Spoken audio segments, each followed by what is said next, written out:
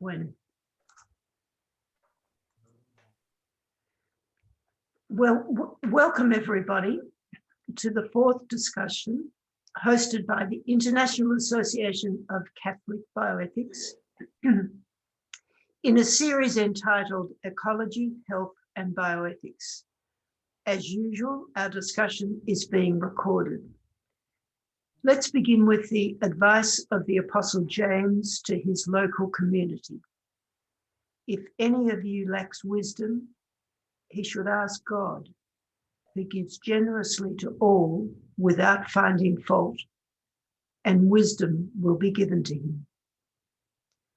Our webinar series began with discussion about whether there is a case for healthcare to expand its concern about patient care to public health, and within public health, to expand its concern from the social conditions necessary for health, education, food sufficiency, access to healthcare, etc., to healthy environments, threatened, for example, by pollution and climate change.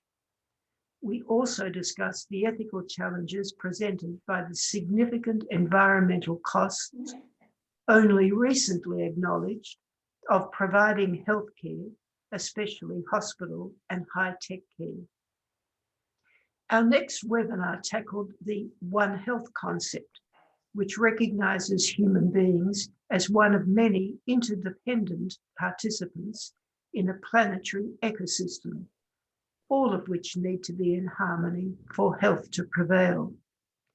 Promoting the health and flourishing of all may be more difficult to achieve in practice than in theory, or sometimes the goals of increasing biodiversity, promoting human health and well-being, and protecting the so-called rights of animals and plants, and even of the land, are in conflict.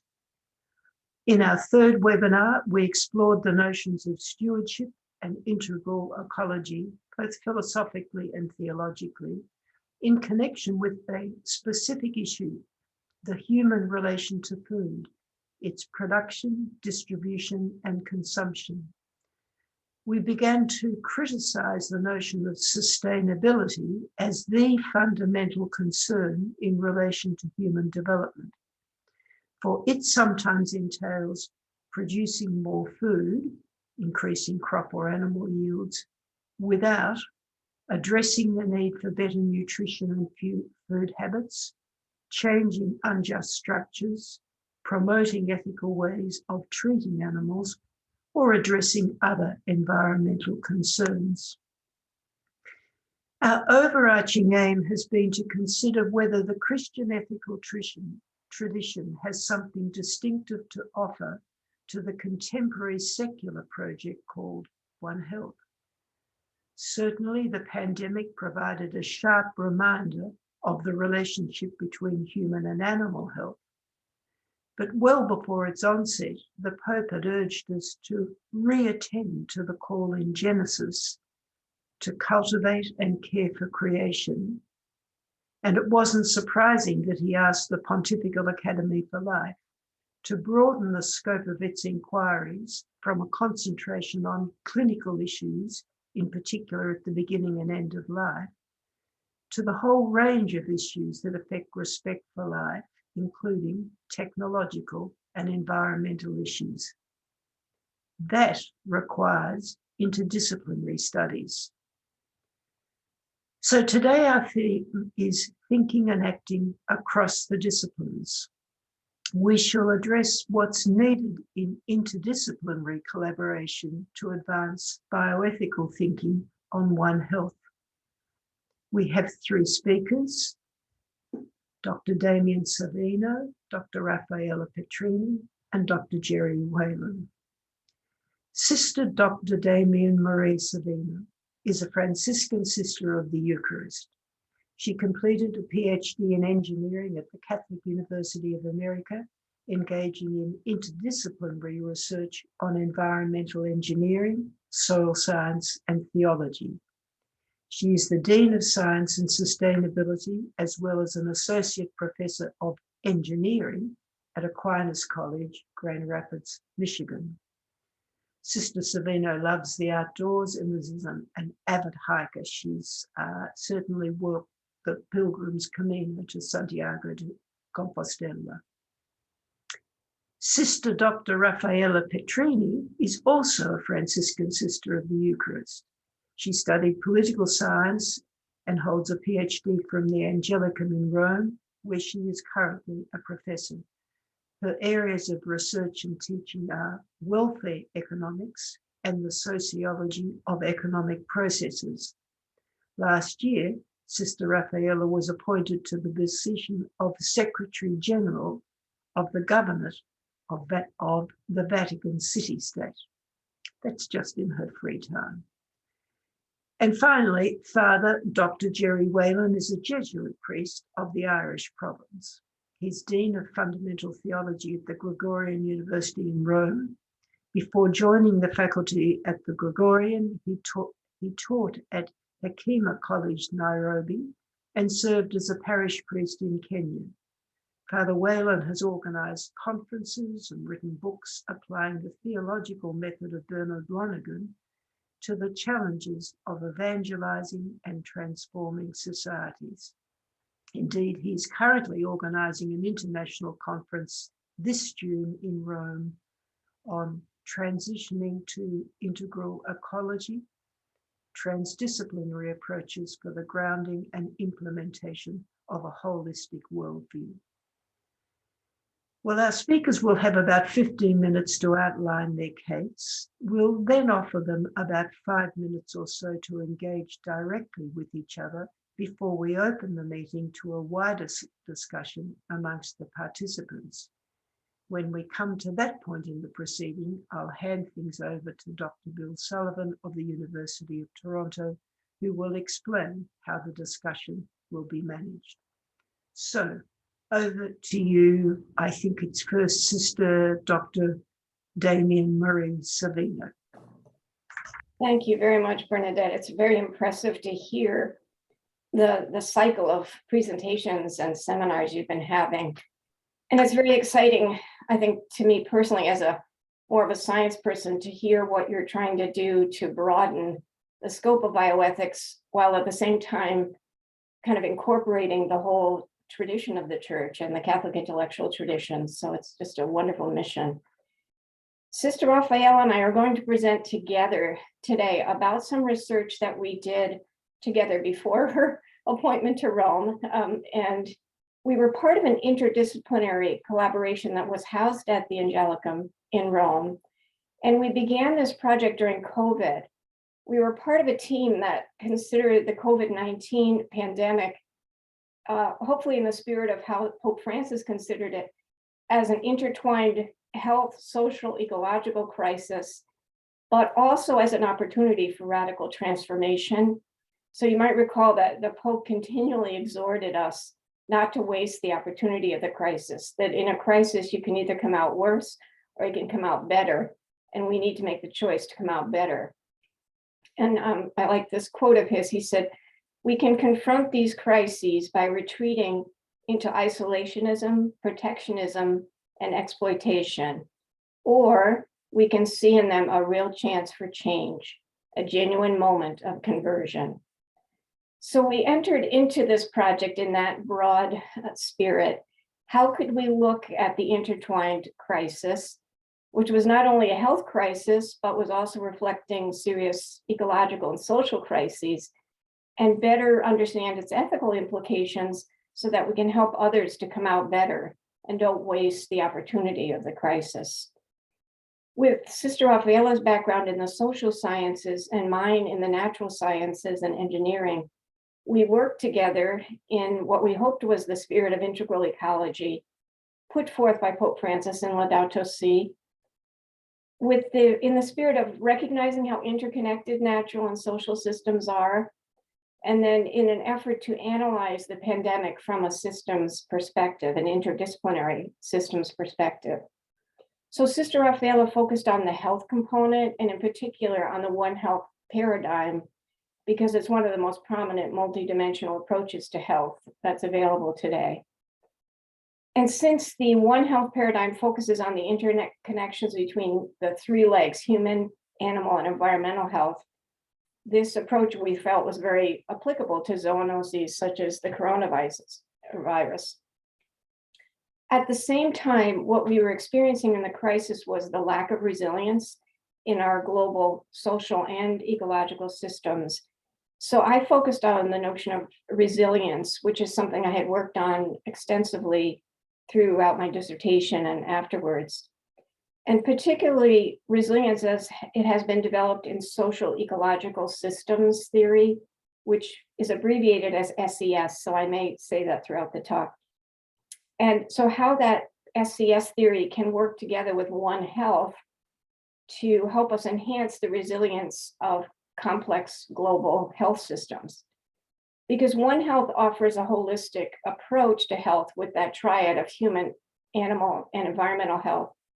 But SCS theory can strengthen the One Health approach with a deeper ecological understanding and actual operational criteria for evaluating and actually enhancing the resilience of global health.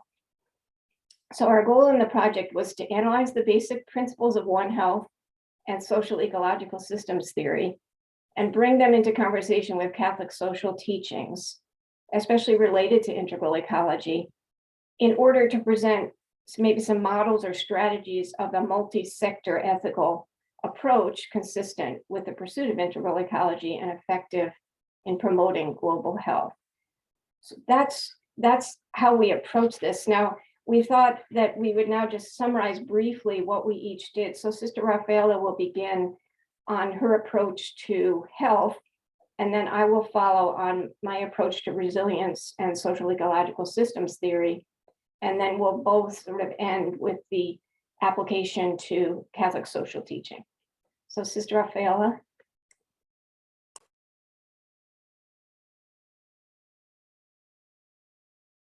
Sorry.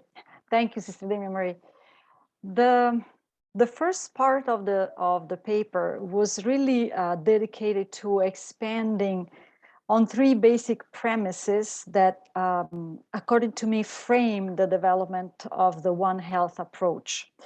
That is to say, the multidimensionality of human health, the growing relevance of its social and environmental determinants, and the epidemiological changes that have actually characterized the last decades up to the recent COVID-19 pandemic.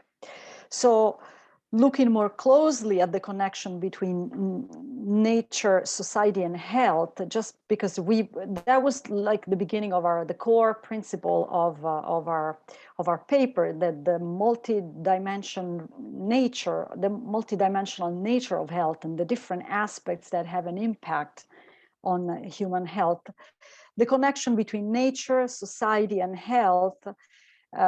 We feel it is essential to identify also those political, economic, and environmental situations which have both a direct and indirect impact on human health, by favoring also the spread of inequalities or depriving individuals of their fundamental rights.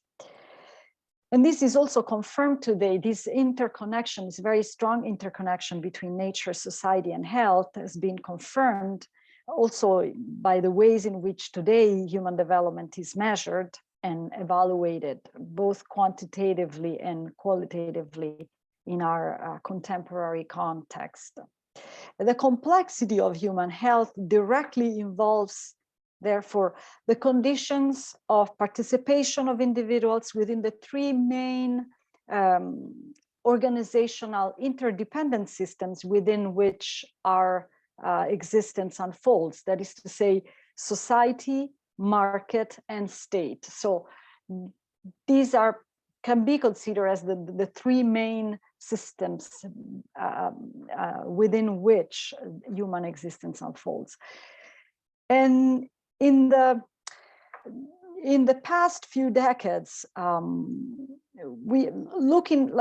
beginning from this point of view, so looking at the different dimension and the impact of this multifactorial, the impact of multi-factors on human health, we introduced also, we introduced the notion of epidemiological transition that in the last century has provoked a very long-term change in the general trend of the main causes of death and disease in the population. And infectious disease, we spoke of epidemiological transition because infectious disease in the past were responsible for a high number of human deaths, but they have, as you very well know, they've had a progressively reduced impact on human health. And on the other hand, in the past few decades, we have seen emerging infectious diseases that have caused large-scale mortality and morbidity and have disrupted trade and travel networks up to the current COVID-19 pandemic. Well, we wanted to underline how these outbreaks seem to be currently expected to increasingly emerge as due to many factors. And on the occasion of the Global Health Summit that took place in Rome, while at the very end of our process of research in May 2021, it was clearly stated that we should prepare we should prepare in an adequate way, as the world is likely entering an age of pandemics. So we pose the question from this perspective, wondering if we are actually facing a new epidemiological transition with the return of infectious disease impacting human health in a very significant way. And the Global Health Summit that I mentioned that took place in May also reiterated that outbreaks of infectious disease have risen over time, and we are beginning, as I said, to enter an age of pandemics. So in this context, looking at the multidimensional reality of human health, the growing impact of multiple determinants on human health, and facing a new epidemiological transition in the way that I just described, the One Health approach seemed to be a consistent way of systemically facing these very changes. And from this perspective, in fact, consistent with the realization that everything is related, which is the core concept of one core concept of integral ecology, One Health seemed to us to propose a more holistic and integrated approach to global health by pursuing the protection of human, animal, and environmental health. So One Health seemed to be leading us not only to consider the multidimensional nature of human health in a more synergic relationship with animal health and the environment, but also addressing those political, social, and economic determinants that impact human development. And so this approach per se enhances, according to us, a growing need for a more integrative, inclusive thinking about human health versus a more sectorial, fragmented knowledge that is proving unable to interpret its complexity. And that's where also we try to introduce also the concept of resilience and the complement work between SAS and One Health. It's to Damien Marie. Thank you, Sister Rafaella. I'll go back to you. Yeah, thank you. Thank you for that summary. And I think that's a good statement of where we tried to take this. Now, just to back up a bit, so I'm going to head back into the science for a bit because resilience is a sort of a widely used term, but I'm using it in a particular sense that was based in the notion of what's called ecological resilience, which was developed back in the 1970s by a forest ecologist named C.S. Holling.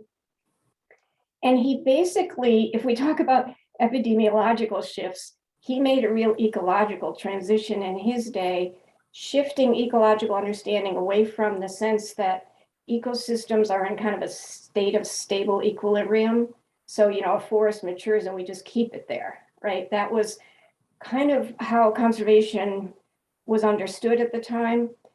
And what he said was, no, disturbances like fire, floods, and with his work with forests, he worked especially with fire, they're actually integral to the functioning of an ecosystem. So it's kind of like the upfront growth, gradual growth is an important part of ecosystem processes, but so is the disturbance or the crisis that occurs, because they actually increase the resilience of ecosystems. If you try to keep a forest only in a mature state of growth, it will burn, there will be catastrophic fires. And we're seeing some of that because of that kind of engineering management in the past. So his point was, actually, we have to foster disturbances in ecological systems if we want to manage them properly going into the future. And his work has now expanded to a whole network of practitioners over the past 40 years, many of whom are based in Sweden. So if you want to look any of this up, if you look at resilience theory or social ecological systems theory, you can get to their Resilience Alliance, where a lot of these scientists and engineers and now social scientists are part of this whole network that began with his work. So over the past 40 years, ecological resilience has now expanded to social ecological resilience, because the ecological practitioners realized this interconnectedness. We can't get away from human systems. And so often it's the connection with the human systems that has caused the ecological issues. So what they tried to do was to take, and again, I don't know if they would say it this way, but this is how I've always responded to it, interpreted to it, that there's a truth in the natural world that crisis or disturbance is actually extremely important for renewing the health of a system. And they took that principle and have tried to apply it to how we manage ecosystems socially and ecologically. And so they developed this social ecological systems theory, which is based in the natural truths that they were finding in ecosystems. So they tried to apply it to these integrated systems. And there's a lot more we can talk about that. So if we have more time in the Q&A and there's interest, we can talk more there. But basically, practitioners in the Resilience Network, they have formulated 7 principles for building resilience in social ecological systems. One is maintain diversity and build redundancy, because these disturbances like fire actually increase biodiversity, that we know that from the science. Manage connectivity. So we always want to have interconnected systems, which is, as we said, an integral part of integral ecology. Manage slow variables and feedbacks. So again, this is all systems theory, but there are variables that occur slowly over long periods of time, as opposed to fast variables like fire. And we need to be attentive to the slow variables, because that's actually what happened with the pandemic. There are a lot of ecological reasons why we're entering into a new era of pandemics.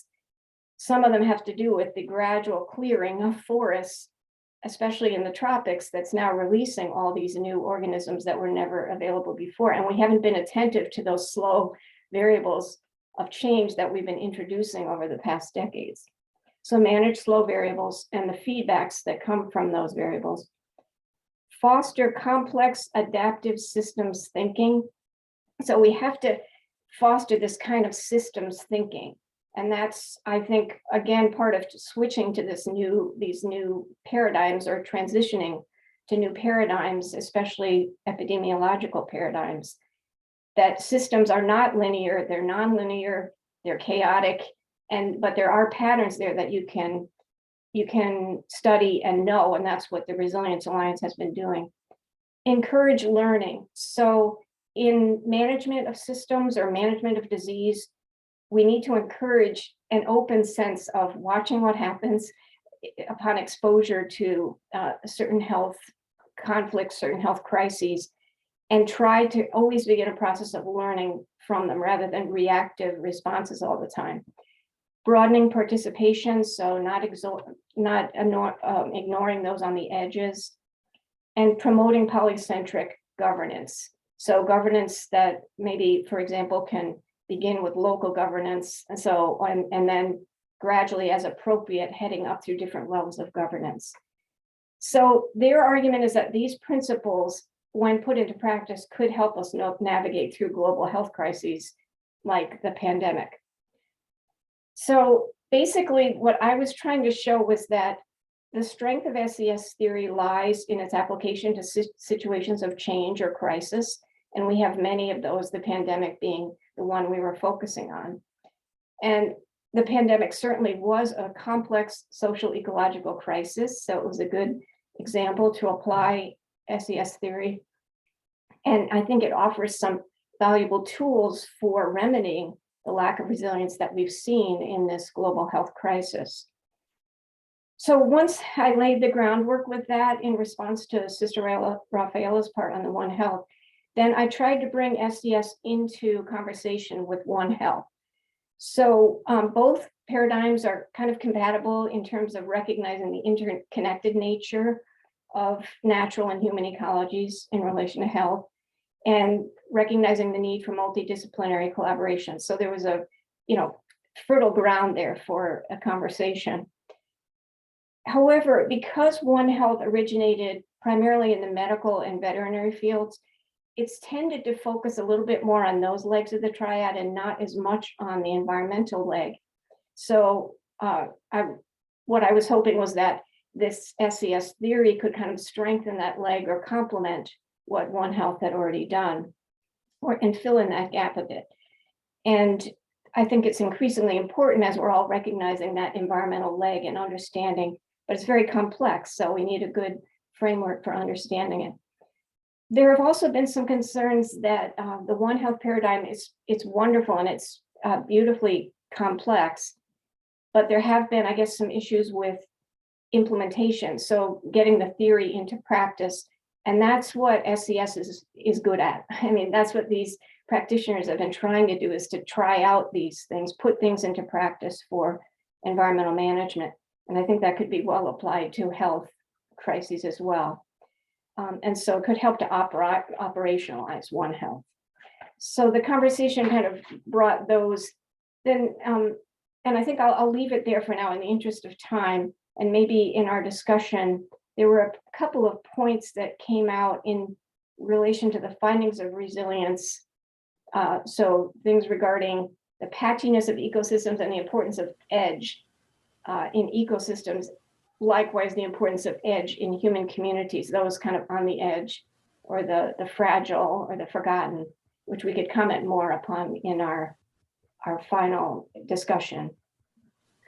So then what we did, and now Sister Rafaella and I may just jump in with one another here, but we then took this conversation that we've been having with One Health and SES theory and looked at it from the perspective of Catholic social teaching. So, because these are, how can we put these in the Catholic intellectual tradition? And they can serve the Catholic intellectual tradition, I think, in a wonderful way. And I have always found that just personally in my own career, I work out with the scientists or the engineers, but so much of what they're doing actually has many applications to what we consider truths in the Catholic intellectual tradition. And as Catholics, I think we need to know of those things. And that's why I really appreciate what you're doing through the IACB, because you're trying to find out what are the sciences saying, the natural and social sciences, and apply that to where there are bioethical questions. So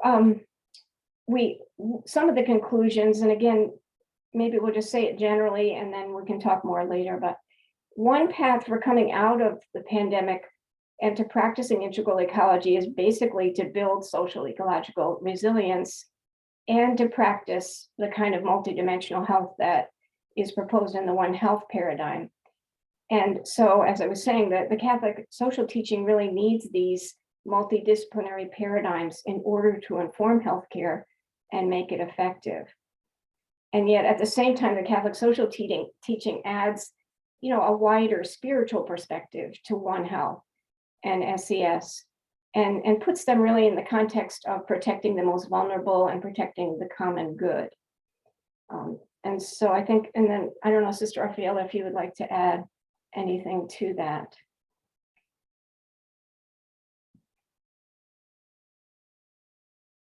You're on mute, sorry.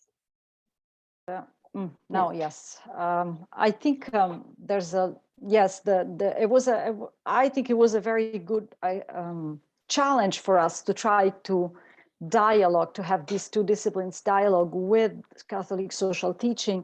Certainly many points of contact and a lot of shared, values. Also, we try to, at the end of it, but I don't want to anticipate it, but we also try to point out where there can be divergence, where we can find, yes, a lot of overlapping, a lot of convergence, but also some divergence. And we try to state those points as well, which are still part of the dialogue, of an ongoing dialogue. There are some principles and some values that we feel could create a little bit of, I don't want to say conflict, but certainly like a little different perspectives on, yes, tension. That's exactly, creative tension in the challenge of the dialogue. So yes, I also don't want to take more time, but maybe in the discussion they might very well emerge. Very good, thank you.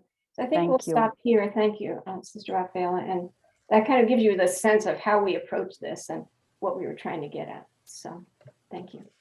Well, Sister Damien Marie and Sister Rafaella, thank you very much. What a wonderful duo you are. How perfectly you dance together. So thank you very much. That was absolutely terrific. And I think there's lots for us to get our teeth into there. We'll go straight on now to Father Gerry. Father Gerry, if you turn yourself on and I'll turn myself off, I'll hand over to you. Very good. Thank you very much, Bernadette, and thank you to Sisters Damien and Sister Petrini as well. I'm delighted to be here, and just being Irish, I have to get my Irish guilt over with saying that One Health is not a term that I have been familiar with, and that the side of just basically the medical profession is not an area of competence of mine. So on the other hand, I'm a great friend of Bill Sullivan and John Heng as well since the 1990s in Toronto. I know they understand what I'm up to, and if they talk about the relevance of what I might have to say to your medical conference, so much the better. And I look forward to seeing you in June as well. I'm able to use a screen. Bernadette has already mentioned that as a focus for my talk today, I'll talk about the fact that I'm involved in, well, fundamental theology, but very committed to, first of all, thought of teaching of Pope Francis, and then in particular Laudato Si, and promoting kind of the theological implications of Laudato Si.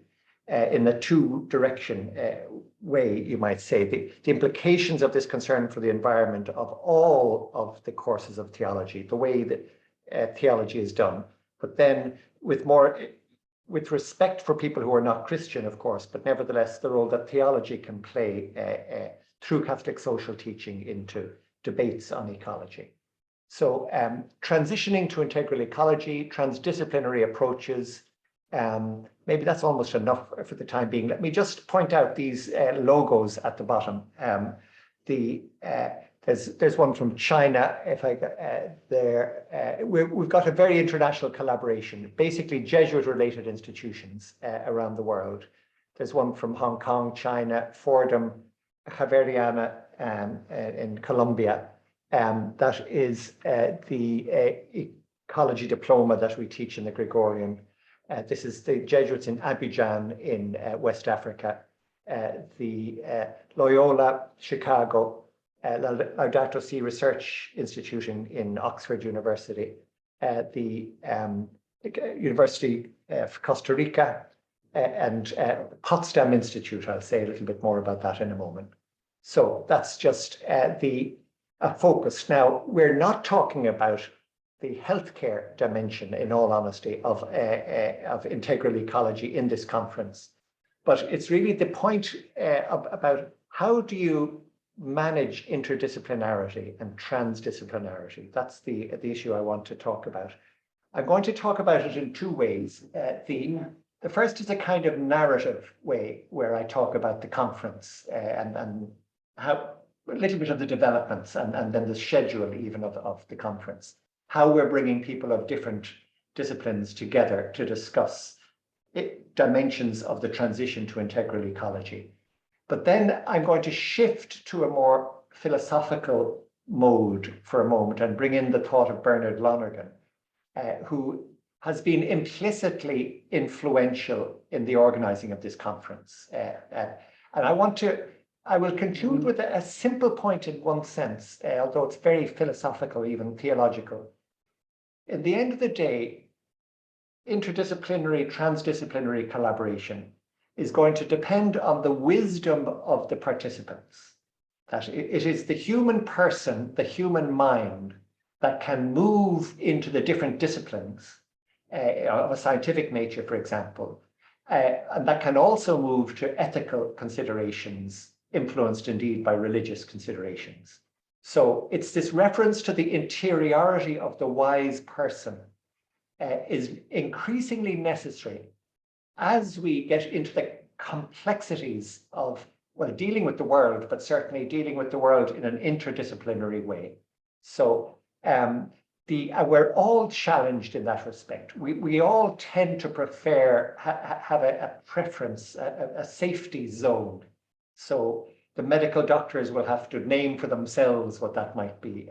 Let me say that Jesuits concerned for theology, social justice, we have great utopian ideas, and sometimes we have no grounding whatsoever on what is actually possible in the world, like economic technicalities would be something on my mind.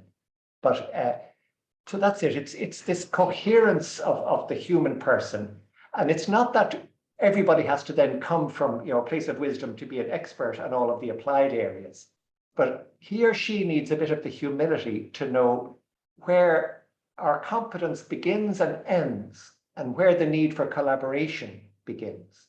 And then one other point here is not being naive, to be able to recognize inauthentic exercises in the various sciences or in interdisciplinary collaboration. Problems of reductionism, problems of what Lonergan calls the totalitarian instincts of every specialist, to talk beyond his or her competence. So that's where I hope to end up, and so I hope to take a somewhat coherent line in that direction, and to manage my 10 minutes or so that are left to me in that way. So I've produced this little series of slides to help guide the operation, I hope. So that's what I'm talking about. There's a prehistory to this conference that will be held in June, this June, 6th, 7th, 8th. The prehistory starts in 2019 during the Synod on the Amazon. We have a Laudato Si observatory at the Gregorian. We organized a parallel event, and then a private invitation to academic institutions and NGOs that were in Rome because of the Amazon Synod, saying, look, we're new on the block, the Laudato Si Observatory. Have you any suggestions for how we can cooperate? And at least we're in Rome. That seems that's a great advantage for people. So there were German academics there who suggested we could organize a conference that would relate especially Laudato Si on integral ecology to something that was gaining traction in universities in Germany especially. There's a big think tank. I used to hear about this in the 1970s when I was studying economics in Dublin. They're sort of retired prime ministers and senior United Nations officials in this think tank. They were early to flag the need for ecology concern in the 1970s. But now, just recently, they've produced this document, Capitalism, Short-Termism, Population and the Destruction of the Planet, the urgent need to act on ecology. But what is maybe of a special interest was the fact that they speak from the point of view, you might say, of economists and politicians, probably most seriously, and a lot of natural science in this document. They say, look, from the 1970s, the Club of Rome, they're in a sense exaggerating their own importance, but anyway, they said we were trying to promote this concern, alarm for the environment since the 1970s. Remarkably few results in spite of the scientific evidence.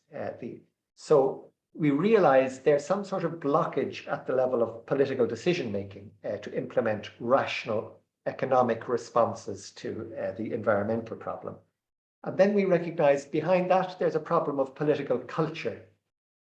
And then we realize that, look, maybe we, the economists, the politicians, have contributed to something that's wrong in modern culture that doesn't want to respond to the ecological challenge.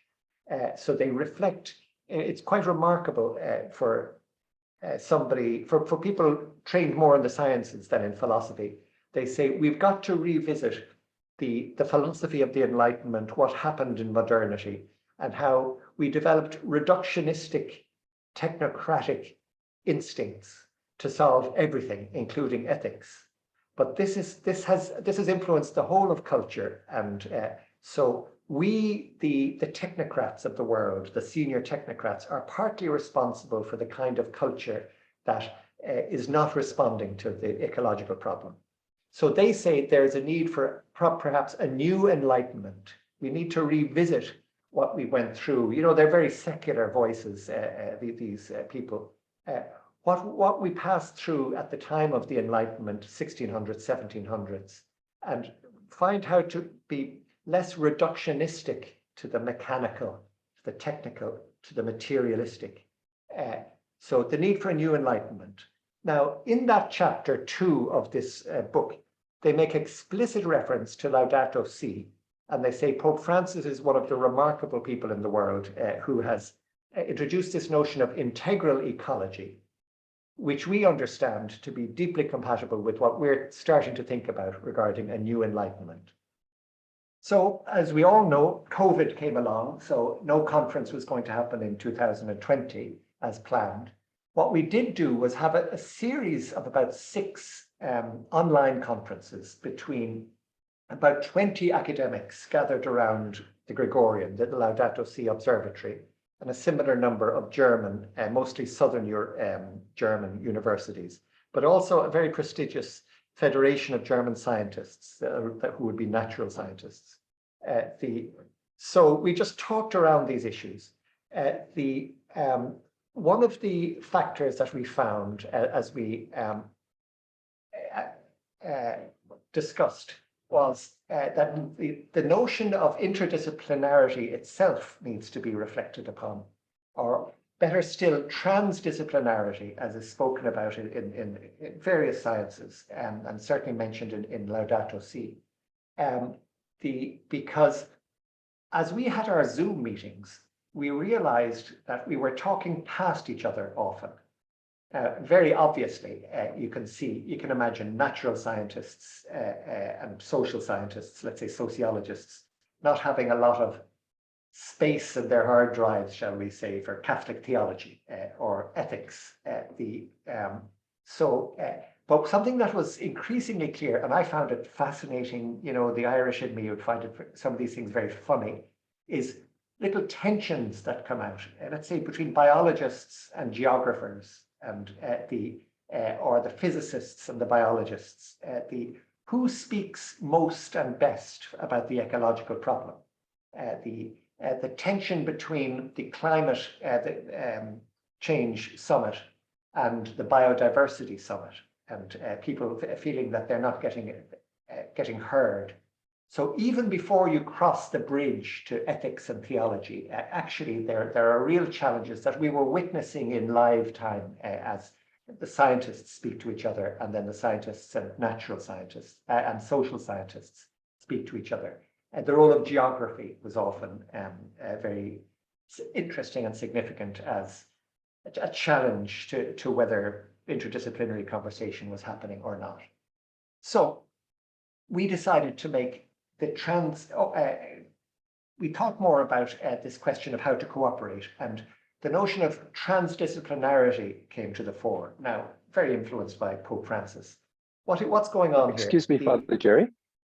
Yes. Could you just advance your slides, I wonder? Well, I don't have many slides, you see. Okay.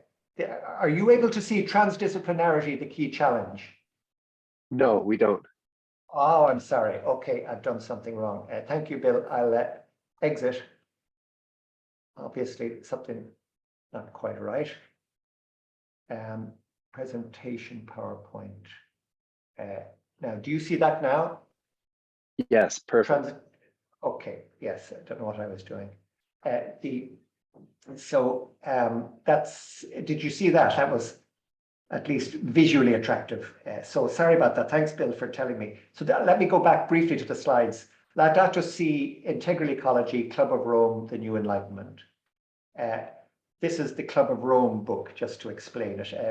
Weizsäcker, Dr. von Weizsäcker was Minister of Finance of the German federal government, and he's the chairman of the Club of Rome. That's the kind of caliber of person, and he's actively involved with all our Zoom meetings and with the conference. After the Zoom meetings, as I say, the transdisciplinarity as the key challenge. Definition. You're almost into metaphysics here. Why talk about transdisciplinarity and not just interdisciplinarity? I mean, it's a convention of words in some respect, but there's an increasing appreciation amongst the scientists that the concern for ecology is a great prompt to deeper thinking, even at a philosophical level. There tends to be great rivalry between scientific disciplines, as we were saying. But anybody who's concerned for ecology recognizes that there's an exigence for collaboration that they might not have felt before. And when you think twice about that, we're talking really about a kind of unity of knowledge. There's a reality in the world towards which our different disciplines contribute. So our different disciplines have a complementary capacity to understand different dimensions of a reality that is greater than any one of the disciplines, or than that which is studied by any one of the disciplines. So it's no longer simply a debate between methods within one discipline or another. It's rather the sense of a reality and indeed a unity of knowledge towards which we all aspire.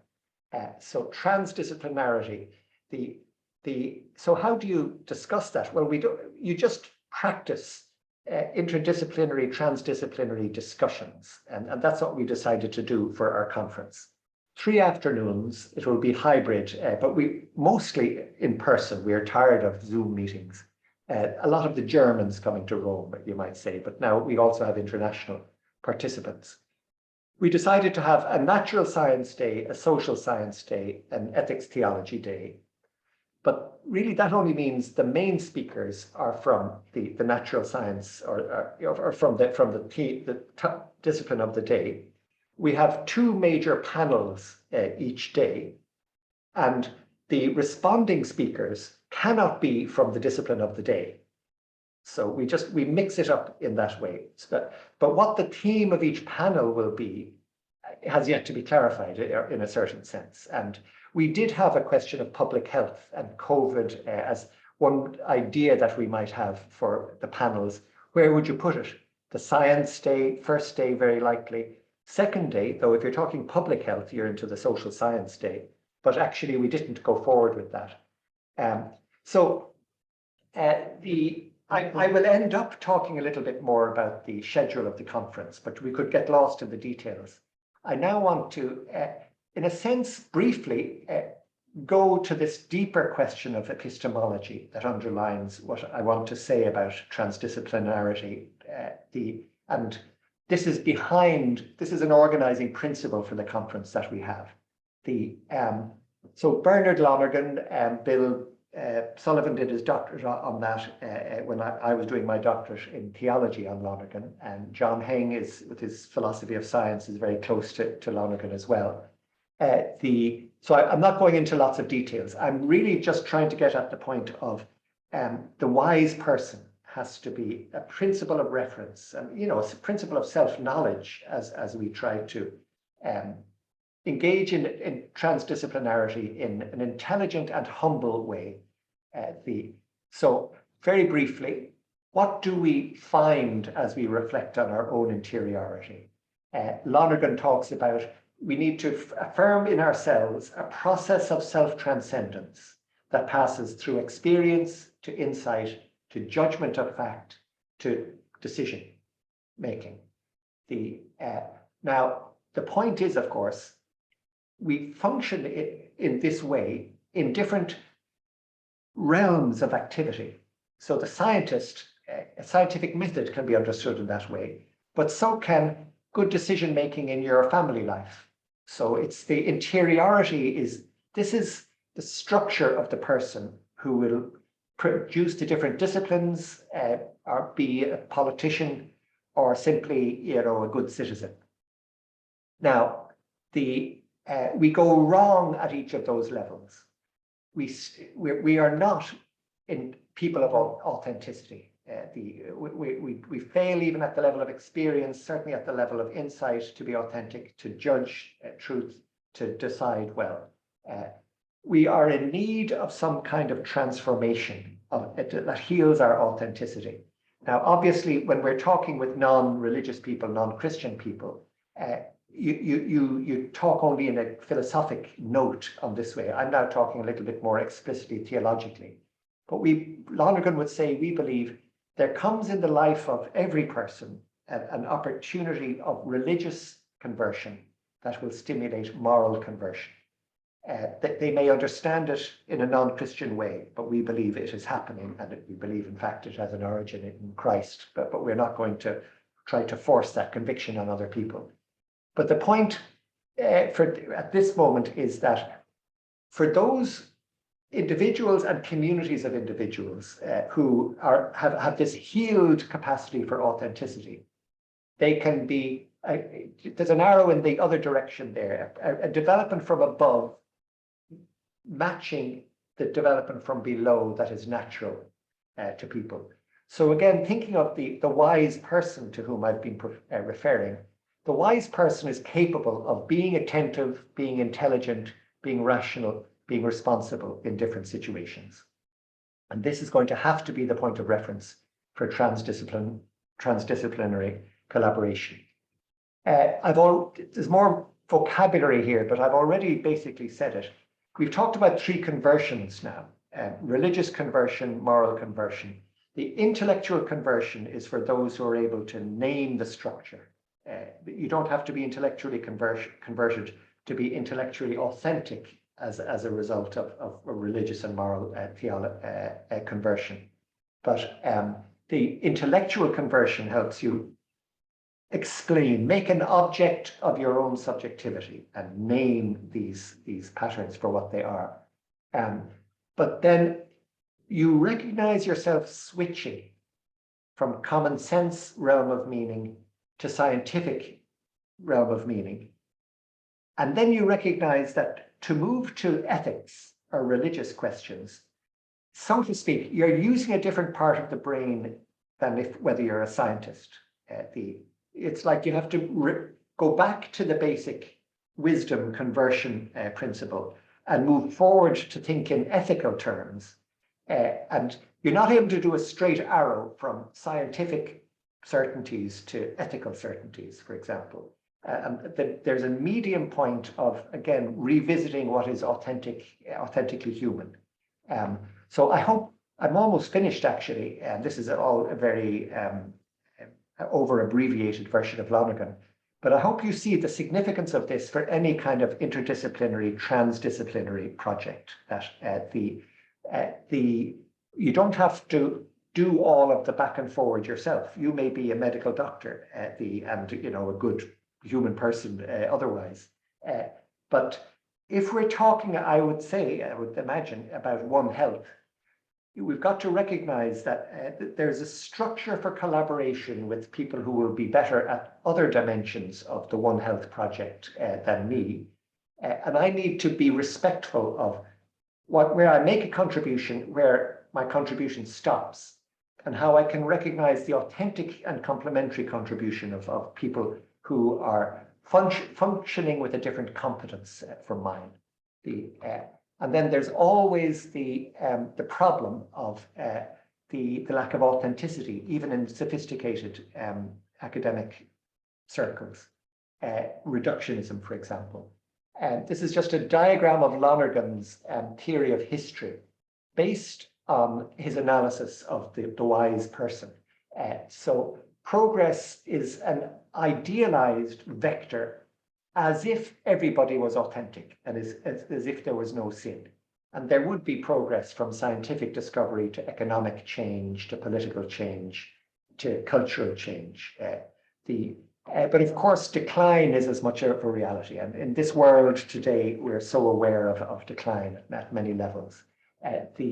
I have talked about this, this development from above, if you want to just talk philosophically, but we believe it's the inbreaking of grace into human consciousness. That's why the vector of redemption doesn't have the same origin as the other two lines in this diagram. And what it seeks to do is reverse decline and promote authentic progress. So promoting One Health will be an exercise in redemption of history. So there are complex questions of where, even academically, let's say in the medical field, what are the manifestations of decline? What are the wrongful approaches that are never going to help you get to a One Health that is truly, One Health thinking that is truly authentic? So everything is interconnected. Sister has already mentioned this. So that the profound compatibility between Lonergan and Pope Francis, I think, is very real. So I'm going to stop now. So I didn't have time to go back to this. If people would like to ask for any details about the structure of how we organize our conference day by day. This is the Natural Science Day, the Social Science Day, and the Ethical Theology Day. Let me just conclude. Again, I exaggerate. I enjoyed to do so, but we had an experience of some of our German, well, maybe not even German, but anyway, I want to remain anonymous on this. But our collaborating academics feeling uneasy if they were asked to speak on day 3. They were happy to be polite with Laudato Si, but when it came down to it, quite a lot of our participants felt, look, the real ecology is done in natural science and social science, maybe. But to talk about ethics, okay, you've got to get political culture right. Talk about religion, you're into fluffy, non-academic thinking. And I don't want to be on a panel committee when the main speaker is a theologian. So now, this is me just stirring it up. But let's remember, the geographers and the biologists were not the greatest of friends either, for even on day 1, let's say. So I just finish on that rather incoherent note and pass over again to our chairperson, Bernadette. Father Gerry, thank you very much. Gosh, have you raised a lot of points that I'd love to tease out further. The tension between the various scientists and then those who are unhappy about responding to anything theological, because where's its place? It's all rather fluffy. So that's all very, that's real grist to our mill, and will be very important for our own deliberations to be aware of that kind of thing and your experience. So Thanks very much for that presentation. Now I'm going to hand it over to Bill, who will be in charge of us for the rest of our time. Thank you very much. My name's Bill Sullivan. I'm a family physician and the chair of the Academic Planning Committee of the International Association of Catholic Bioethics. And I'm happy to invite people during the remaining time that we have to pose some questions, and we'll enter into a time of discussion on many of the issues or any of the issues that have been raised. And there's two ways to do this. You could indicate that you would just like to pose a question, and you could do that to the chat, send a message to John Heng with the topic, or you could, if you don't want to pose it yourself, I could pose it for you, but just type the question, and we'll just try to organize the questions in some kind of a logical sequence. But just to give people a little bit of time to think about all that we've been hearing, maybe we will begin by providing our presenters with an opportunity to dialogue among yourselves, just maybe 5 minutes or so, kind of points of maybe convergence and complementarity, and maybe points of divergence and tension, which has been a recurring topic. So why don't I pass it over to our presenters to dialogue and just some initial reflections, comments, synergies, ideas of what would be very helpful for us to be probing a bit more deeply during our remaining time together.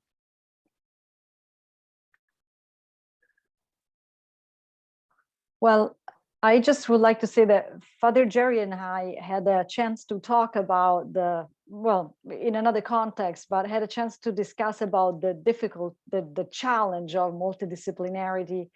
And yet, I remember clearly that we somehow, some way concluded thinking that it is an irreversible trend, given the complexity, and this is the complexity of the reality we live in. So it is a high challenge, and yet we think it's a necessary challenge because, and I don't want to, I don't want to say I can speak by myself, but I remember clearly that this came up already, as I said in a previous conference. It's a high challenge and it is irreversible, and I think this pontificate has made it very clear and has expressed it even in terms of very clearly in terms of education and academics. And so I think I also feel like we need to embrace that challenge. And I see it more and more, as hard as it is. And of course, when we speak about tension, I can clearly see how Lonergan's, father approach between progress and decline, the tension towards progress, and then the tension and creating, that trend towards decline, and yet the need to try to redesign. And I think in many ways, I think our paper was a little bit of an attempt to try to redesign or at least bring forward a way to look at two very non-religious approaches to, and trying to put them into contact, and then try to see where the redesigning can happen by introducing the perspective of the social teachings of the church, which is really, it is very difficult to find a one-way street, I think, or one solution. I think that the more we can talk about it, we can brainstorm, we can be open to dialogue, the more we will find the way of redesigning. I don't think we can, necessarily pinpoint one solution, that can. But the more we can brainstorm, the more we can go towards progress, and then maybe moments of declining, and yet being able to dialogue, the more we can embrace that challenge. Yes, I would just add, and thank you so much, Father Gerry. That was just wonderful. I think your focus on the epistemological dimensions is really important. Maybe from a little different perspective from what Sister Rafaella is coming from, but as someone who's been in the sciences, you know, and trained in ecology, so I had a lot of interdisciplinary training in the sciences. So by nature, I think ecologists are more interdisciplinary within the science realm, and that's something they can contribute. But I can say, I think over the past, say, 20 years, when I've been really working in this area, I've seen a great growth in how we can have constructive conversations. One of the problems that I see, and I think you adverted to it, is when it kind of gets mushy, like each discipline is trying so hard to relate to the other one, or whatever the driver is, that you lose the integrity of each discipline, and that's really important. Sure. Yeah, so I think the Pope's encyclical on fraternity talks about dialogue, that each member has to speak their piece, and then somehow a new solution comes out of it. And some of the documents on the Amazon Synod, he talks about that as well. But so I think it's very important in dialogue that you have to have a structure with two persons really anchored in their disciplines, not afraid to speak the truth of the discipline. And we tried to do that in our paper. And then something new hopefully comes out of it. Yeah, excellent. Maybe if I can just thank you two, because I repeat, I didn't say anything really about One Health, and you two are going into the specifics. So whatever I'm saying has to be rendered specific. It's all it's almost, I don't know, am I a policeman, or what model? That the epistemology side can be policeman or therapist almost of naming what is an authentic process. But somebody has to work on the specifics. The method has to be applied. Sister Petrini knows that I've got a background in economics, so we've spoken in this area, and Lonergan wrote on economics as well. The fact that, alas, some of the accusations of fluffiness can be justified.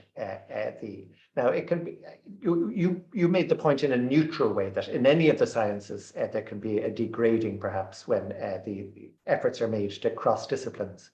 But I'm very aware of it in this sort of moral theology side, Catholic social teaching, that it is not competent on economics, for example. Utopian social justice talking doesn't help anybody. I'm enthusiastic about carbon pricing as an ethical principle. It's for people who are competent in economics, you kind of get it. That's the technical thin end of the wedge, and I really think Catholic ethics could embrace that a bit more specifically. But anyway, thank you. Great. Well, thank you for that helpful exchange. Just a kind of an initial response to some of the terminology that I think is very important, and I don't know how new it is for people, but systems thinking, and the complexity, and these shocks to systems and resilience.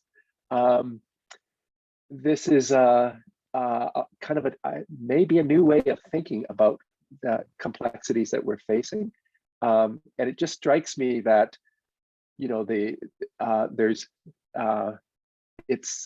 there are many elements. I mean, you've been mentioning the role of sociology, ecology, economics, and all these things are very relevant to appreciating the complexity and kind of figuring out that there is no one intervention. Any complex system, that's just naive and reductionist, and that there is a lot that we can all learn that I think is very helpful and fruitful.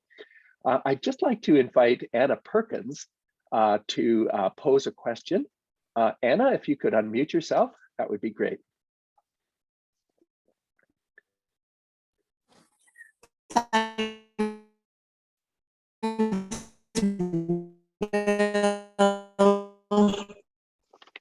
Colleagues, are you hearing me? I have to take the headset out. Yes, we are now. All right. Is this better?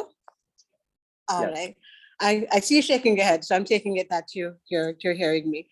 All right. Just want to thank the sisters, the dancing duo, as Bernadette says, for their demonstration of how trans and interdisciplinarity works. And I'd love to hear a little bit more from them about the creative tensions among Catholic social teaching, systems theory, and One Health.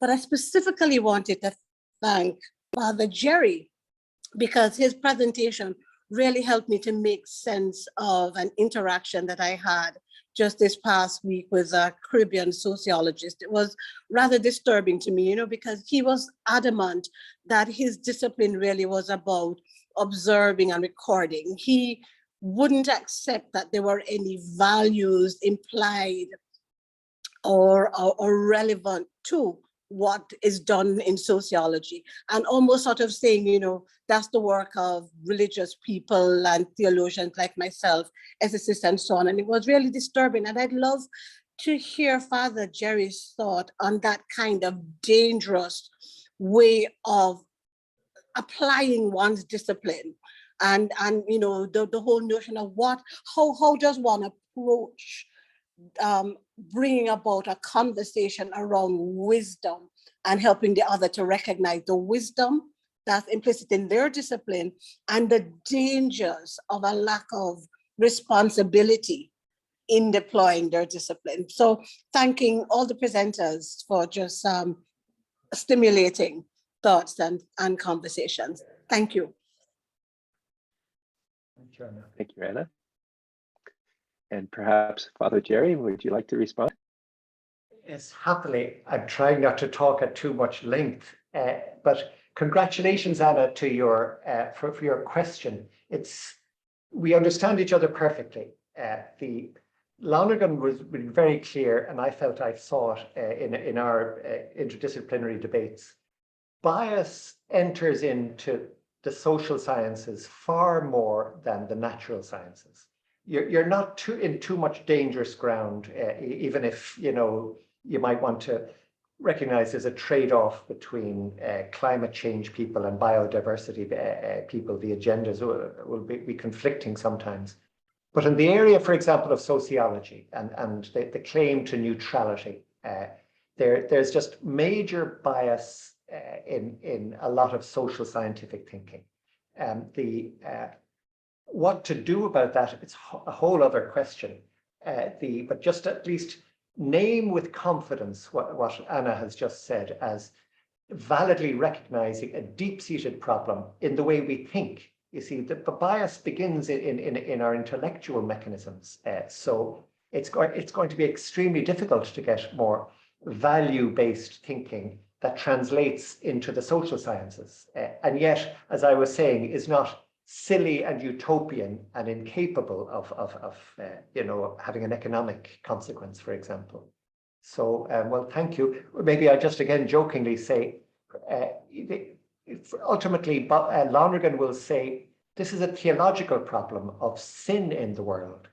And the only way through is that you and I have to all be crucified here. Redemption only functions by some sort of crucifixion process of returning good for evil as the forces of decline resist their own reversal, and that progress would go forward. Great, thank you for that. Now, just picking up on the other part of Anna Perkins' comment that she was interested in hearing more about was this tension, I suppose, that was raised between One Health and the socioeconomic systems theory when it comes into conversation with Catholic social teaching. So I'm wondering if either Sister Damien or Sister Rafaella would like to pick up on that. Just kind of name for us, perhaps, what some of those tensions you've come across might be. I'll start, and Sister Rafaella, you can jump in if you would like. But one of them certainly that comes to the fore is the nature of the human person. So the question of anthropology. And again, I've seen that in the ecological field for forever, it seems.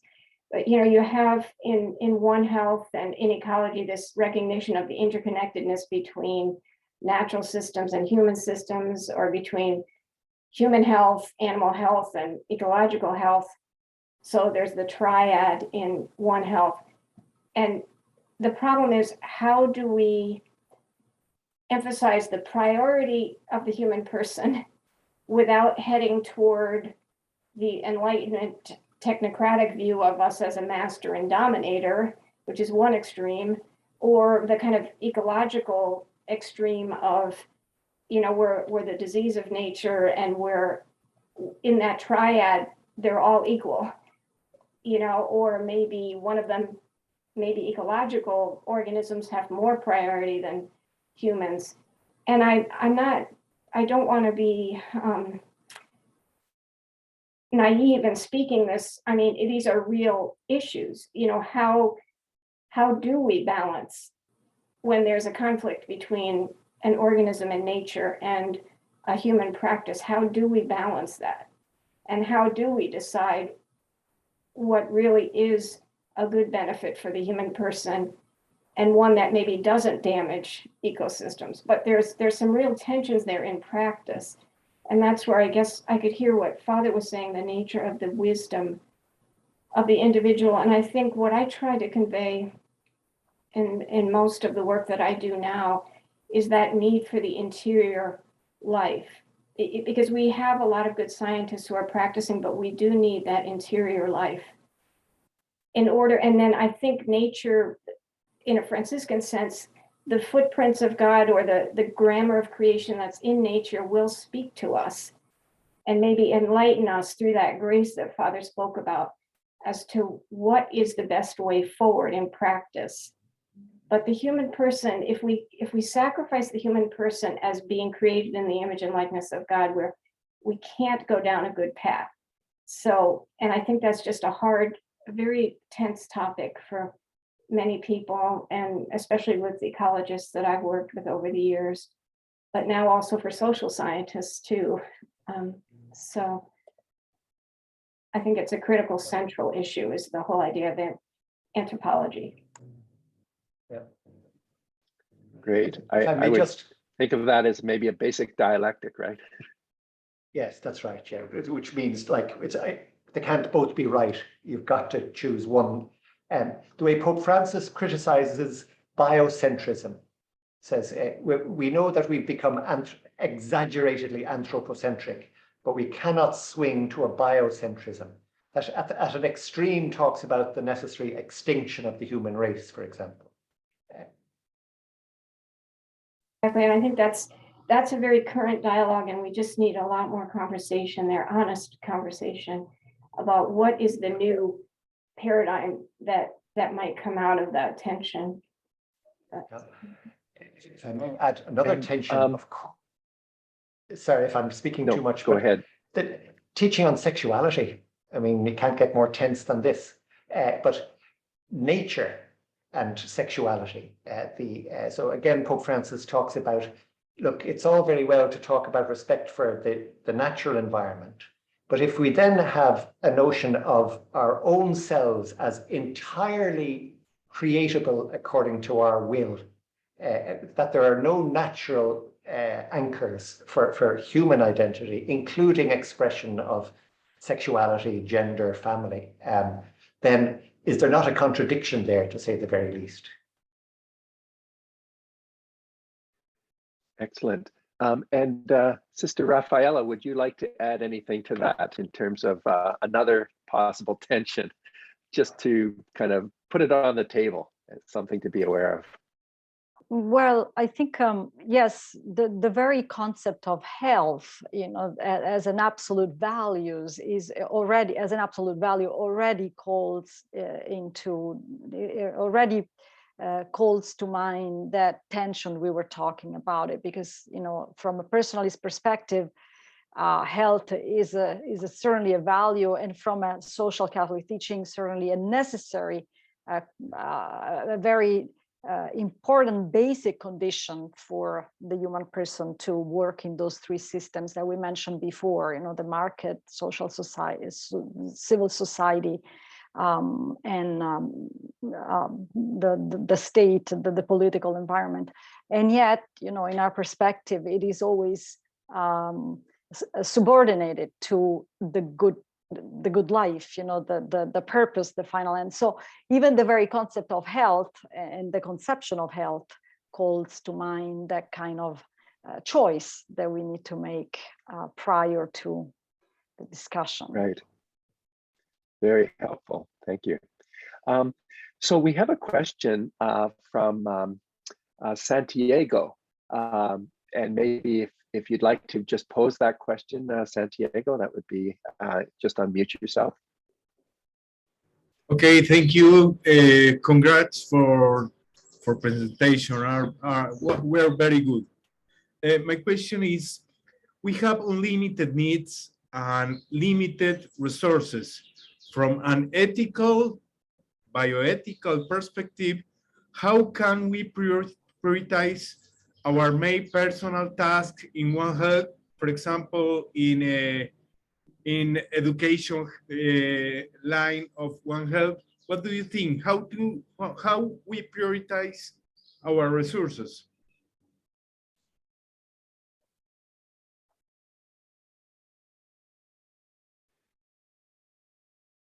So who would like to pick up on that one? Sister Damien Marie, would you like to answer first in terms of resilience? I can talk in terms. Okay, so one thing, thank you for the question. And that's, I think, the key tension that we've adverted to is how do we prioritize? Because we have conflicts. That's the crisis. The one, and again, speaking as a Franciscan, and I'm trying to practice this in a small way in my own life too, because I realize the priority of your question. And we are, I think, as a community, as a religious community, but listening to the grammar of nature.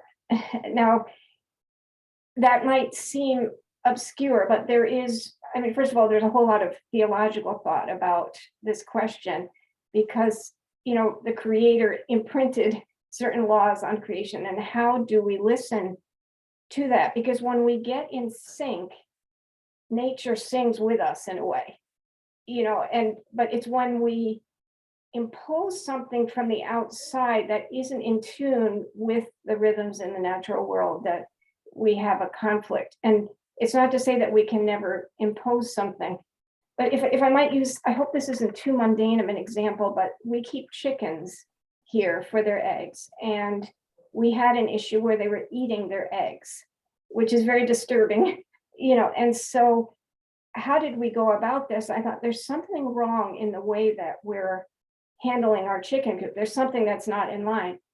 We did some reading and we realized, okay, well, one thing, chickens need a very quiet place to lay their eggs and even a dark place. So we just took some black plastic bags and we put slits on them and we hung them down over the nesting boxes.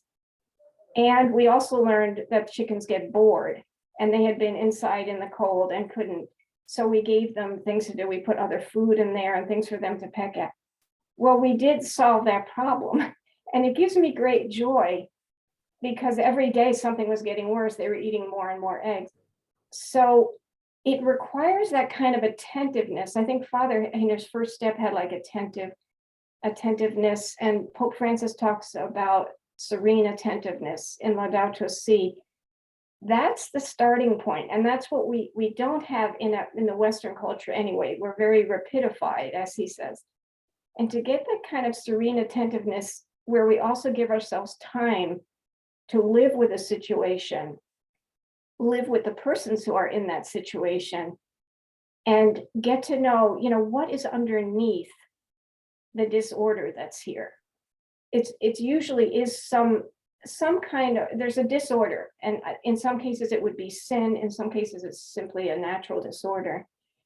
How long can we live with it to sense what is that pattern that brings this into fertility? And I think if our scientists and social scientists could enter with that sense of attentive listening.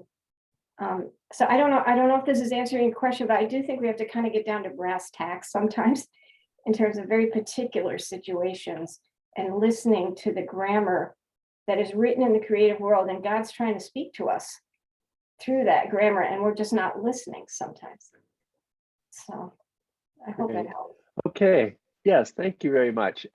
So I think I'll move pass things back to Bernadette to do some wrapping up. I know that there's been a few other questions, and I'd invite people, if you could just type them into the chat, we'll find a way of continuing the conversation. And one other little request. Sister Damien, you were mentioning a paper, and if it's been published, if you don't mind kind of just typing in where we could find that, it sounds like a wonderful thing for us to read if it's available.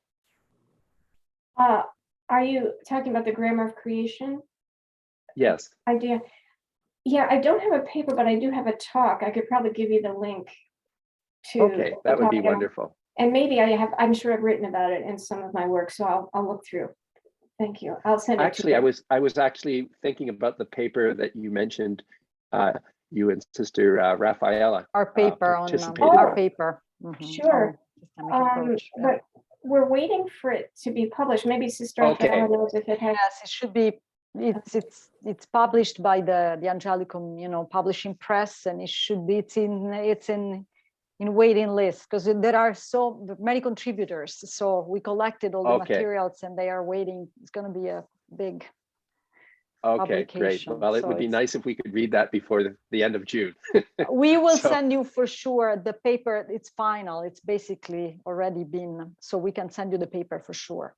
Oh, that's excellent. Thank you very much. So back to you, Bernadette. Bill, thank you very much. And thanks very much to our three speakers. You have put so much new material in front of us that we are greatly in your debt. And it gives me great pleasure to be the person to say that to each of the three of you. We will certainly benefit from understanding social ecological systems theory better than I think we currently do as an international association. And those 7 principles, I think, introduce new ground into our thinking. So we'll be very grateful to get on top of them, understand them, and try and tease them out in practical ways, really to make sure that we have got them. That's one thing. A second thing is that you have reminded us that this social ecological system theory can itself make contributions to Catholic social teaching, as well as Catholic social teaching making contributions to that theory. So that's a very fruitful line of thought for us. And the last thing that I would say is just this. When we meet as the International Association of Catholic Bioethics, we prepare a consensus statement on whatever is our subject matter. And we've got into the habit of expressing its recommendations, which come at the end, in 2 ways, philosophically and then theologically. And we do this because we're very keen to make sure that our recommendations will make sense to all our colleagues in healthcare, whether they're atheists or agnostics or come from another religious tradition. But what I think you are beginning to convince me of is that this topic will require us going further in that interdisciplinary way. The project of making this subject matter available to our colleagues will, I think, require us to go beyond the philosophical and the theological. So I simply want to say thank you very much. It's been a most interesting as well as profitable introduction to this area of learning for all of us, and we're greatly in your debt. We have one more webinar, the date of which is not yet known to me, which is where we will bring together Christian thinking with thinking from Indigenous groups on our subject matter. And then we will have done 5 discussions, which will be preliminary to our meeting in person in Rome. And what a pleasure it will be not to be staring at a screen at 12:30 at night, but meeting, in fact, with other individuals. So, Bill and everyone, I simply want to say thank you very much for this discussion. It's been wonderfully profitable and interesting for us, and look forward to seeing you in person in Rome.